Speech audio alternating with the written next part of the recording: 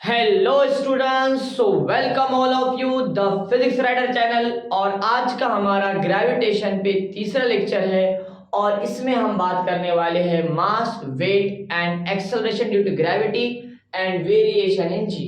सो start करते हैं। मास और वेट में क्या डिफरेंस है? राइट, मास होता है present amount of matter in a object या बॉडी। कोई भी ऑब्जेक्ट में, कोई भी बॉडी में कितना अमाउंट ऑफ मैटर प्रेजेंट है, ये होता है मास। और मास की ऐसा यूनिट है केजी। ओके।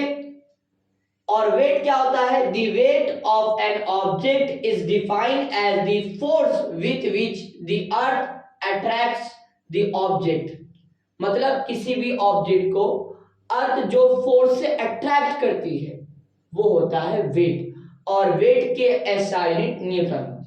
ओके, इसको समझते हैं, इसको एक एग्जांपल के साथ समझते हैं कि वेट और मास में क्या डिफरेंस है।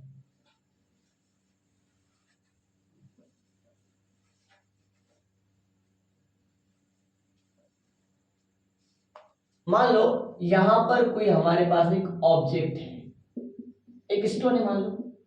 ओके, सो इस स्टोन में कितना अमाउंट ऑफ मैटर प्रेजेंट है? मान लो 2 kg। राइट, तो जितना अमाउंट ऑफ मैटर प्रेजेंट है, मान लो 2 kg है, तो ये क्या हो जाएगा? इसका मास हो जाएगा। मास को m से नोट करते हैं और मास का SI यूनिट क्या है? kg। सो यहां पर मान लो इस ऑब्जेक्ट के अंदर प्रेजेंट अमाउंट ऑफ मैटर जो है वो 2 kg है। राइट, अब मान लो मैंने इसको अर्थ पे गिना, इसका मास तो कितना मिला? 2 kg। हमने इसको कोई और प्लैनेट पे ले गए, मरकरी पे ले गए, वेनस पे ले गए, कोई और प्लैनेट पे ले गए, वहां पर जाकर चेक किया कि इसके अंदर कितना अमाउंट ऑफ मैटर है, तो क्या मिलेगा? 2 kg मिलेगा। राइट, मास कांस्टेंट रहता, फिक्स्ड रहता, चेंज नहीं होता। इसको कहीं भी लेके चल जाए यूनिवर्स में। Okay, is that clear? So mass क्या होता है? Present amount of matter in a body या ऑब्जेक्ट। ऑब्जेक्ट के अंदर जितना अमाउंट ऑफ मैटर प्रेजेंट होता है वो होता है मास। ओके, और वेट क्या होता है? मान लो यहां पर अर्थ, अर्थ के ऊपर ये ऑब्जेक्ट है। ओके, तो अर्थ इसको जो फोर्स से अट्रैक्ट करती है, वेट होता है फोर्स। मतलब अर्थ इसको क्या करेंगी? अट्रैक्ट करेंगी। जो फोर्स से अट्रैक्ट करेंगी इसको ग्रेविटी बोलते हैं। राइट, तो जो फोर्स ऑफ अट्रैक्शन है अर्थ का इस ऑब्जेक्ट के लिए वो होता है वेट। मान लो इसका मास जो है 2 kg। राइट, तो वेट क्या होता है इसका? Mass into gravity. Mass into gravity. Weight क्या है? एक फोर्स है। कौन सी फोर्स है? जो फोर्स से अर्थ इसको अट्रैक्ट कर रही है। और अर्थ जो फोर्स से अट्रैक्ट कर रही है, मास इंटू एक्सेलरेशन। देखो हर फोर्स क्या होता है, मैंने आपको बार बार बताया, हर फोर्स क्या होता है? मास, मा होता है। हर फोर्स क्या होता है? मा होता है, यानी मास इंटू एक्सेलरेशन। तो अर्थ इसको अट्रैक्ट कर रही, इसका मास इंटू अर्थ जो एक्सेलरेशन दे रही। अर्थ कौन सा एक्सेलरेशन दे रही? Acceleration due to gravity. तो यही फोर्स क्या होता है? वेट। यही फोर्स क्या होता है? वेट। और हर फोर्स की एसआई यूनिट क्या है? न्यूटन। तो वेट की भी एसआई यूनिट क्या आएंगी? न्यूटन आएंगी। Is that clear? देखो मास कहीं पर भी चले, कोई प्लैनेट पे चले, कांस्टेंट रहता, चेंज नहीं होता, present amount of matter fixed रहता। लेकिन वेट कोई और प्लैनेट चलेंगे, मान लो मून पे चले गए, प्लैनेट नहीं है लेकिन मून पे चले गए मान लो, ठीक है, या कोई और प्लैनेट चले गए। ओके, सो वहां पर वेट चेंज नहीं होगा। क्यों? मास तो फिक्स रहेगा, लेकिन हर प्लैनेट की ग्रेविटी क्या है? एक्सेलरेशन ड्यू टू ग्रेविटी क्या है? चेंज होने वाली। यहाँ पर जी लेते हैं अपन, कोई और प्लैनेट के लिए मान लो g, g dash. Okay, is that clear? So acceleration due to gravity other planet की चेंज होती है, ठीक है, as compare to earth. Earth के लिए अलग है, कोई और प्लैनेट के लिए अलग है। Okay, is that clear? तो वेट क्या होगा? चेंज होगा, लेकिन मास कांस्टेंट रहेगा, कोई और प्लैनेट पे जाएंगे। Is that clear? So I am sure कि आपको मास और वेट समझ में आया। ओके, अब हम बात करेंगे एक्सेलरेशन ड्यू टू ग्रेविटी के ऊपर। Acceleration due to gravity.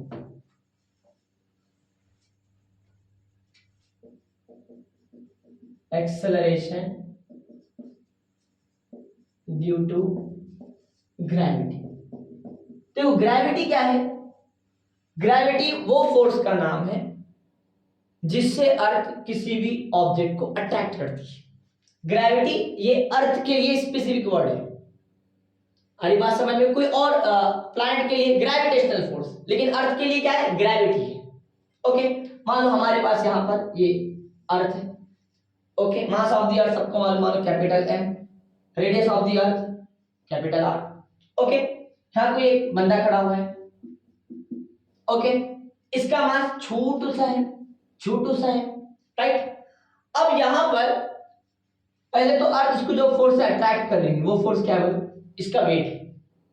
अर्थ इसको जो फोर्स से अट्रैक्ट कर रही होगी, अर्थ इसको जो फोर्स से अट्रैक्ट कर रही है वो क्या है? इसका वेट है। वेट क्या है बोलो? वेट।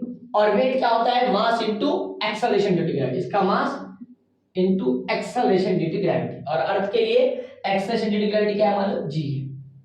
ओके, फोकस करना। देखो, अर्थ है और यहाँ एक बंदा है, तो इस बंदे को अर्थ जो फोर्स से अट्रैक्ट कर रही है, तो पहले क्या है? इसका वेट है।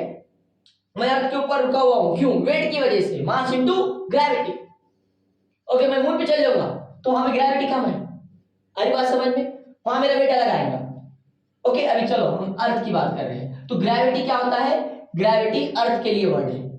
सो एक और बंदा है यहाँ पर जिसका मास स्मॉल एम है, अर्थ के ऊपर खड़ा हुआ है, तो अर्थ इसको अट्रैक्ट करेगी ग्रेविटी से, इसके वेट से। तो इसका वेट क्या होगा? m इंटू जी। इसको मान लो इक्वेशन नंबर 1। ओके, अब अर्थ के पास क्या है? मास है, और इस बंदे के पास भी क्या है? मास है। तो दो मास एक दूसरे को अट्रैक्ट करते हैं, न्यूटन का लॉ है, राइट। कौन सी फोर्स है? कौन सी फोर्स है? कौन सी फोर्स है? कौन सी फोर्स है? Gravitational force. ग्रेविटेशनल फोर्स क्या होता है? ग्रेविटेशनल फोर्स होता है g, दोनों का मास अपॉन डिस्टेंस का स्क्वायर।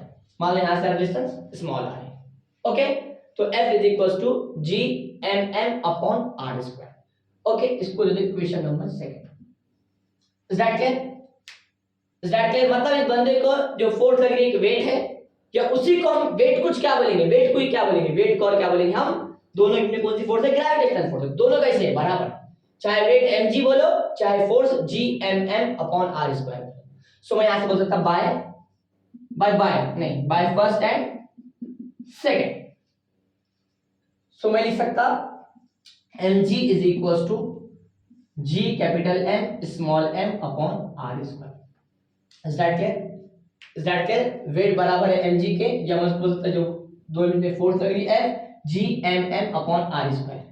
तो ये दोनों कैसे हो गए? इक्वल। वेट बोलो या फोर्स बोलो। ओके, यहां से mm कैंसिल, तो g क्या आएगा बोलो? g आएगा g capital M upon r।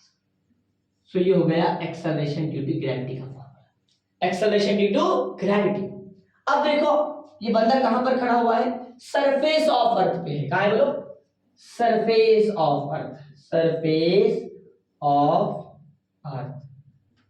तो सरफेस ऑफ अर्थ के लिए ये डिस्टेंस रहेगा स्मॉल r, ये किसके बराबर है? रेडियस ऑफ द अर्थ के बराबर है।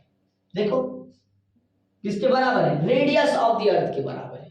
सो मैं यहां से लिख सकता g is equal to G M upon R square. ये फॉर्मूला है एक्सेलरेशन ड्यू टू ग्रेविटी के लिए, G M upon capital R square. Is that clear? आगे बढ़े? ओके, इसकी स्क्रीनशॉट ले लो। ओके, अब देखो, आपने अक्सर देखे होंगे बुक्स वगैरह में कि जी की वैल्यू आपको गिवन रहती, दी वाली रहती कितनी?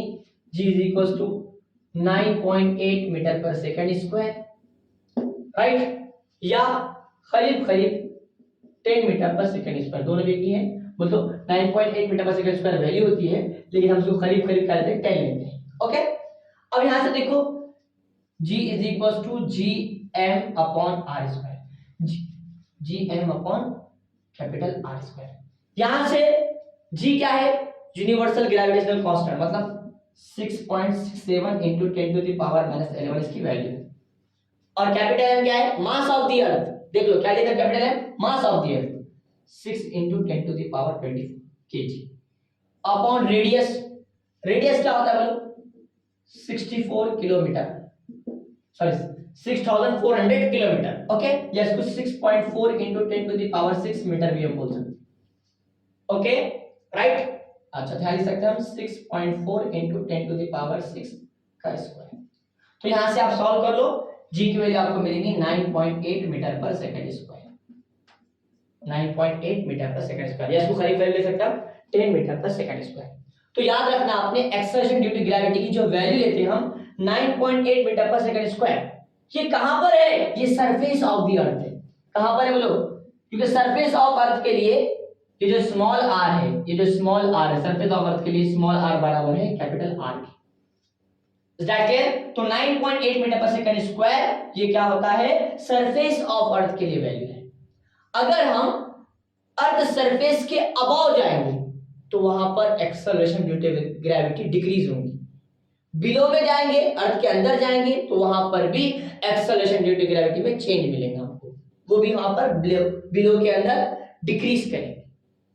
ठीक है, आइए इसको बताते हैं। कितना क्लियर हो गया? इतना क्लियर हो गया, इतनी बात याद रख लो। 9.8 मीटर पर second square acceleration due to gravity की जो वैल्यू है ये सरफेस ऑफ अर्थ के लिए, राइट। अब आप बोलेंगे हमने 9th में जो क्वेश्चन करे कि एक गेंद है, गेंद को ऊपर फेंके, वहां पे हम जी की वैल्यू क्या देते थे? 9.8 मीटर पर सेकंड स्क्वायर।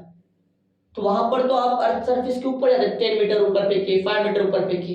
तो असल में याद रखो वहां पर ऐसा क्यों करते थे आप? जैसे कि ये अर्थ है, अब अर्थ का रेडियस कितना है बोलो? 6400 किलोमीटर। अब आप कोई चीज ऊपर फेंक रहे, कितना फेंक रहे? 10 मीटर फेंक रहे। तो ये above the surface of earth ही है, राइट। वहां पर gravity acceleration due to gravity change मिलेगा, लेकिन हम क्या करते? हम बोलते कि रेडियस कितना है? 6400 किलोमीटर। अब 10 मीटर उसके सामने छोटा है, हम निगलेक्ट कर लेते उसको। ठीक है, क्लियर है? और हम बोलते वहां पर भी 10 मीटर ऊपर अगर कोई चीज फेंकेंगे हम, वहां पर भी gravity 9 acceleration due to gravity 9.8 metre पर सेकंड स्क्वायर है। Is that clear? ओके, तो ये है एक्सेलरेशन ड्यू टू ग्रेविटी। अब बात करेंगे हम variation in G. Variation in G, acceleration due to gravity में जो वेरिएशन आता है about the surface of earth अलग आता है, below the surface of earth अलग आता है। दोनों तरफ क्या होती है? Acceleration due to gravity decrease होती है। और याद रखना मैक्सिमम ग्रेविटी जो होती है सरफेस ऑफ अर्थ पे होती है। अब देखो यहाँ पे कोई ऑब्जेक्ट है, देखो एक्सेलरेशन ड्यू टू ग्रेविटी का फार्मूला हमेशा जो वैलिड है G = gm upon small r का स्क्वायर, राइट। लेकिन जब सरफेस पे जाएंगे, कहां पे बोलो? सरफेस ऑफ अर्थ पे जाएंगे, सरफेस ऑफ अर्थ, वहां पर स्मॉल r बराबर होगा कैपिटल R के। ओके, अब देखो अगर बात करेंगे अबव द सरफेस ऑफ अर्थ, यानी अर्थ सर, देखो ये हमारी अर्थ है। अब आप क्या हो? इसके ऊपर चले गए, राइट। मतलब अर्थ सरफेस की कुछ h हाइट ऊपर चले गए। पहले यहां से यहां पे थे, तो यहां से यहां तक रेडियस ऑफ अर्थ था, लेकिन अब क्या हो गया? अर्थ सरफेस के ऊपर चले गए। मतलब जो डिस्टेंस स्मॉल आर है, यहां से यहां तक का जो डिस्टेंस स्मॉल आर है, स्मॉल आर वो बड़ा है रेडियस ऑफ अर्थ से। Above the surface of earth क्या होता है? जो डिस्टेंस होता है वो रेडियस ऑफ अर्थ से बड़ा होता है। Is that clear? तो यहां पर क्या होगा? देखो यहां से जो स्मॉल आर है, स्मॉल आर क्या होता है? डिस्टेंस बिटवीन जो भी ऑब्जेक्ट है वहां पर और अर्थ दोनों के सेंटर के बीच का डिस्टेंस होता है। तो यहां से मैं बोल सकता हूं स्मॉल आर किसके बराबर है? Above the surface of earth में स्मॉल आर बराबर है capital R plus h height. Capital R plus h height is equal to small R. Okay, तो यहां से सकते हैं g is equal to g capital M upon r plus h का square, right. और हमने देखे एक्सेलरेशन ड्यू टू ग्रेविटी जो है ये इनवर्सली प्रोपोर्शनल है डिस्टेंस के स्क्वायर की। अगर डिस्टेंस बढ़ेगा तो एक्सेलरेशन ड्यू टू ग्रेविटी क्या होगी? कम होगी। तो यहां मैं g ना लेके g डैश लूंगा। क्या लेंगे बोलो? g डैश क्यों लिए? क्योंकि ये g नहीं रहा, g क्या था? 9.8 मीटर पर second square at the surface of अर्थ। लेकिन अब अबव द सरफेस गए तो डिस्टेंस बढ़ गया, और डिस्टेंस को acceleration due to gravity inversely proportional है। Acceleration due to gravity is inversely proportional to distance का स्क्वायर। ओके, तो डिस्टेंस क्या होगा? यहां बढ़ गया तो एक्सेलरेशन ड्यू टू ग्रेविटी कम हो जाएगी।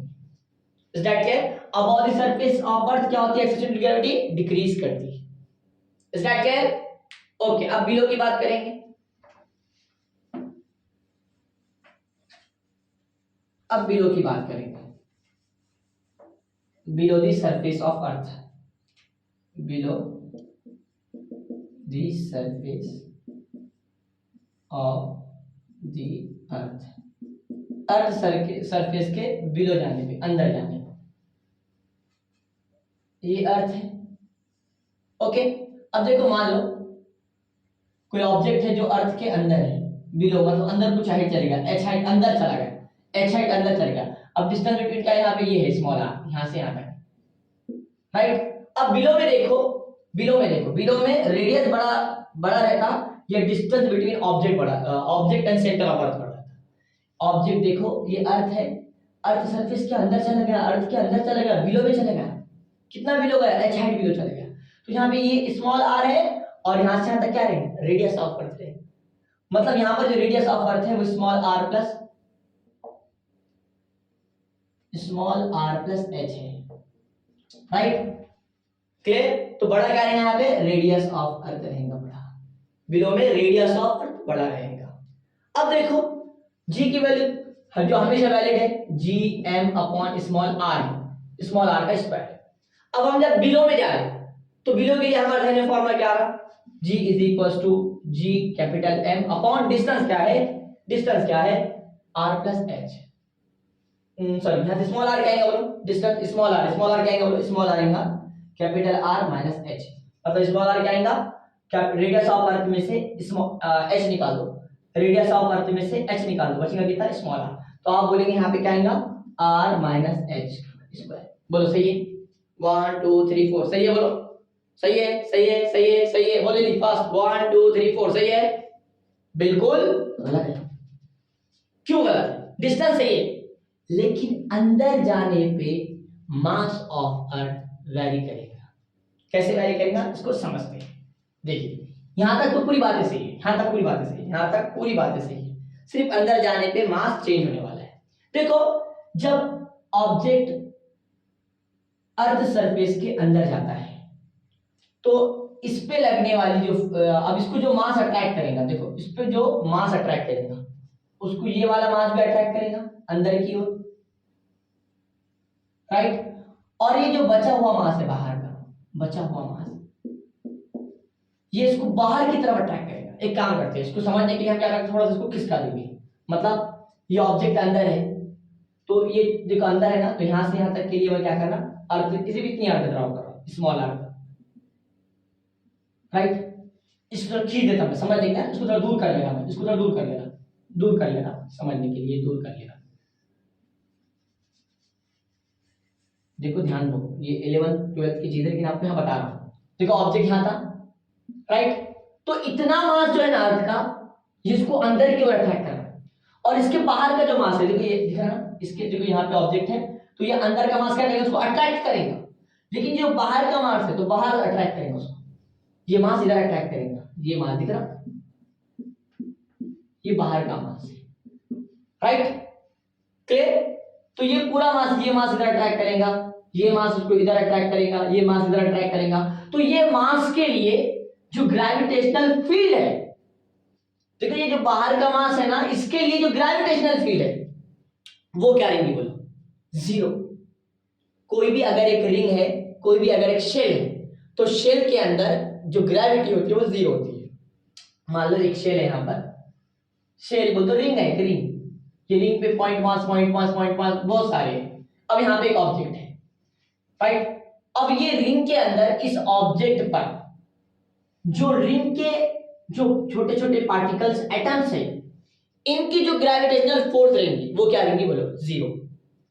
इधर ये मास अट्रैक्ट करेगा, इधर ये मास अट्रैक्ट करेगा, इधर ये मास अट्रैक्ट करेगा, इधर ये, इधर ये, इधर ये, इधर ये, इधर ये, इधर ये, इधर ये। तो नेट जो फील्ड रहेगी, नेट जो फोर्स रहेंगी इस मास पे, नेट जो फोर्स रहेंगी वो कितनी रहेंगी, जीरो।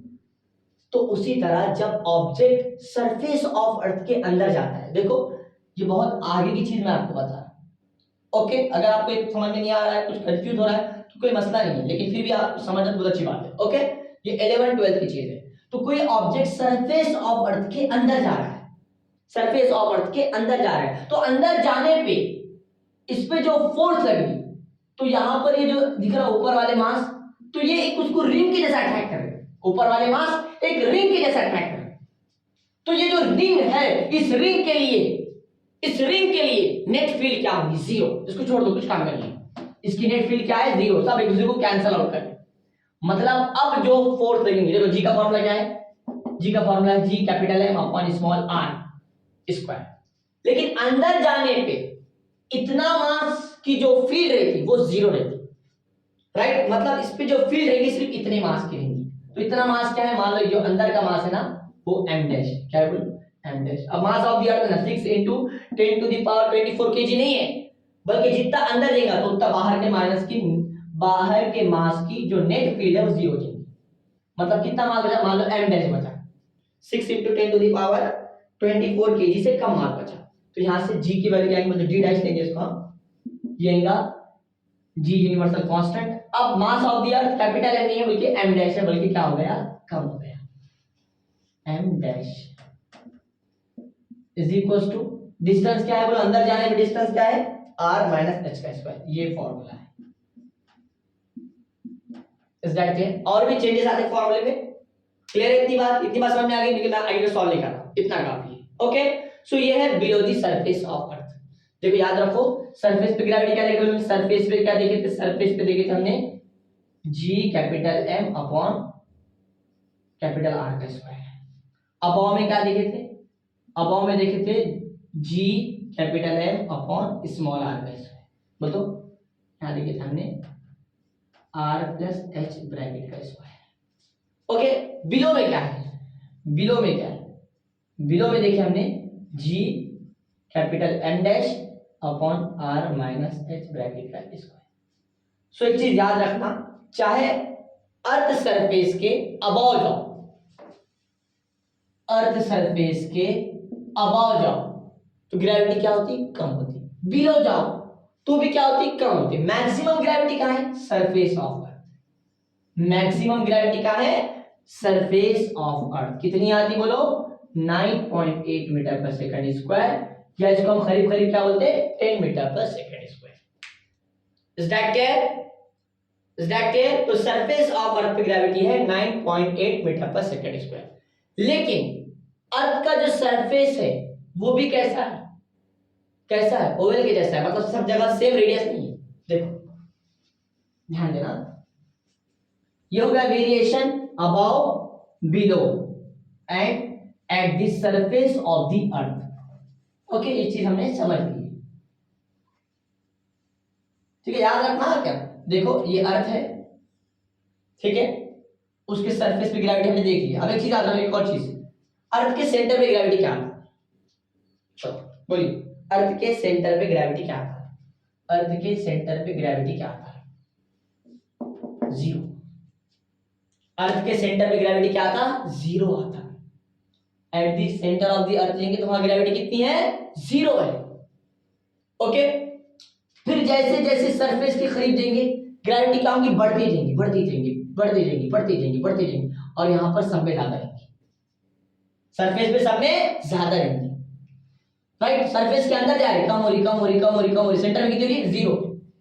सेंटर में जीरो, सेंटर से आगे जा रहे, बढ़ रही, बढ़ रही, बढ़ रही, बढ़ रही, सब ज्यादा कहां है? सरफेस पे। फिर आगे जा क्या होंगी? कम होंगी, कम होंगी, कम होंगी। तो मैक्सिमम ग्रेविटी कहां है? सरफेस ऑफ द अर्थ पे है। ओके, अच्छा अब देखो, अर्थ के सरफेस की बात करें तो अर्थ का सरफेस जो ओवल के जैसा, अर्थ का शेप, मतलब कहीं पर रेडियस ज्यादा है, देखो यहाँ का रेडियस ज्यादा है, और यहाँ का क्या है? कम है। देखो अर्थ का शेप ओवल के जैसा है, तो यहाँ का जो रेडियस है ज्यादा रहेगा। मतलब अर्थ के सरफेस के लिए फॉर्मूला क्या होगा? g is equal to G M upon capital R का स्क्वायर। सरफेस के लिए क्या लिखा अपन? कैपिटल आर का स्क्वायर। लेकिन यहां का जो रेडियस है वो ज्यादा, और यहां का क्या है? कम है। यहां का रेडियस ज्यादा है, यहां का कम है। यहां का जो रेडियस है ज्यादा जो है इसको बोलते हैं इक्वेटर, रेडियस ऑफ इक्वेटर, और यहां का रेडियस क्या बोलते हैं? रेडियस ऑफ पोल। तो रेडियस ऑफ पोल और रेडियस ऑफ इक्वेटर में बड़ा कौन रहता मालूम आपको? रेडियस ऑफ इक्वेटर बड़ा रहता, रेडियस ऑफ इक्वेटर। ये याद रखो, टेंथ में इतना नहीं ज्ञान होगा, थोड़ा कम ज्ञान होगा, लेकिन मैं फिर भी आपको बता रहा हूं।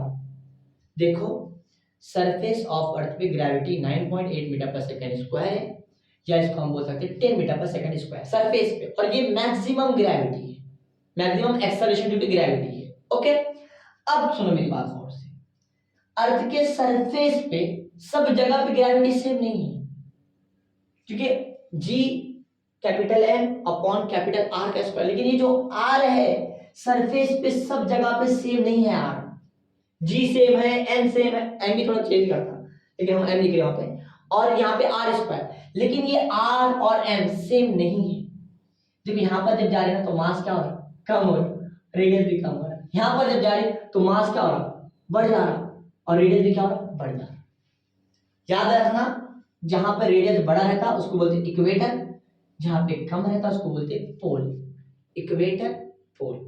ओके, तो हम एक्सपेरिमेंटली हमने फाइंड करे तो हमको जो इक्वेटर पे ग्रेविटी मिली, इक्वेटर पे acceleration due to gravity equator वो कितनी मिली, 9.77 मीटर पर सेकंड स्क्वायर।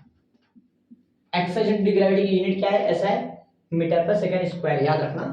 ओके, अच्छा, और फिर हमने पोल पे मेजर करे तो ग्रेविटी एट दी पोल कितनी मिली हमको, 9.832 मीटर पर सेकंड स्क्वायर। तो हम क्या करते, सरफेस पे 9.77 नहीं लेते और 9.832 भी नहीं लेते, बल्कि हम क्या लेते, करीब करीब डायरेक्ट सरफेस पे क्या मानते हैं हम, 9.8 मीटर पर सेकंड स्क्वायर। मेरी बात याद रखना, जो अर्थ का सरफेस है यहाँ पर ग्रेविटी मैक्सिमम होती है, लेकिन अर्थ के सरफेस पे सब जगह पे रेडियस सेम नहीं है, कुछ जगह पे ज्यादा है, कुछ जगह पे कम है। जहां ज्यादा उसको बोलते हैं इक्वेटर, जहां पर कम है उसको बोलते हैं पोल। तो पोल पे ग्रेविटी, देखो अब ये सोचिए, किसी के साइन में ये आ रहा होगा कि यहाँ पर रेडियस क्या है, कम है, और हमने देखा acceleration due to gravity is inversely proportional to radius का स्क्वायर। समझा, अगर कोई कंफ्यूजन है तो यहाँ क्लियर हो जाएगा। हमने पढ़े acceleration due to gravity is inversely proportional to R का स्क्वायर, पढ़े ना formula, g is equal to g capital M upon small r का स्क्वायर। सो यहां से मैं बोल सकता acceleration due to gravity is inversely proportional to small r का स्क्वायर, मतलब डिस्टेंस का स्क्वायर। तो डिस्टेंस यहां पे कम हो रहा है, राइट, और यहां पे बढ़ रहा है। सो यहां डिस्टेंस कम हुआ तो ग्रेविटी क्या होगी, बढ़ेगी। तो पोल पे ग्रेविटी क्या है, ज्यादा है। डिस्टेंस बढ़ जा रहा तो ग्रेविटी क्या होगी, डिस्टेंस बढ़ जा रहा है, ग्रेविटी क्या होगी, कम होगी। Acceleration due to gravity 9.77 metre पर सेकंड स्क्वायर। ओके, तो याद रखना, जब अर्थ के सरफेस के अबव में जाएंगे तो ग्रेविटी क्या होगी, acceleration due to gravity decrease करेंगी, बिलो में जाएंगे तो भी डिक्रीज करेंगी, सरफेस पे मैक्सिमम रहेंगे। लेकिन जो अर्थ का सरफेस है वो सब जगह पे रेडियस सेम नहीं है, तो पोल पर ग्रेविटी ज्यादा रहेंगी 9.832 मीटर पर सेकंड स्क्वायर, और इक्वेटर पे कम रहेंगी 9.77 मीटर पर सेकंड स्क्वायर। लेकिन हम क्या करते हैं, अप्रोक्सीमेट क्या लेते हैं, सरफेस पे 9.8 मीटर पर second square. Okay, so I am sure कि आपको acceleration due to gravity, mass and weight and variation in g समझ में आया। ओके, इसके बाद जो हमारा वीडियो आएगा ग्रेविटेशनल फोर्स के ऊपर, वो लास्ट वीडियो होगा जिसमें हम देखेंगे gravitational potential and escape velocity. इसके बाद एक वीडियो और डालेंगे हम इस पे न्यूमेरिकल्स के ऊपर। ओके, तो पढ़ाई करते रहे, ऑल द वेरी बेस्ट।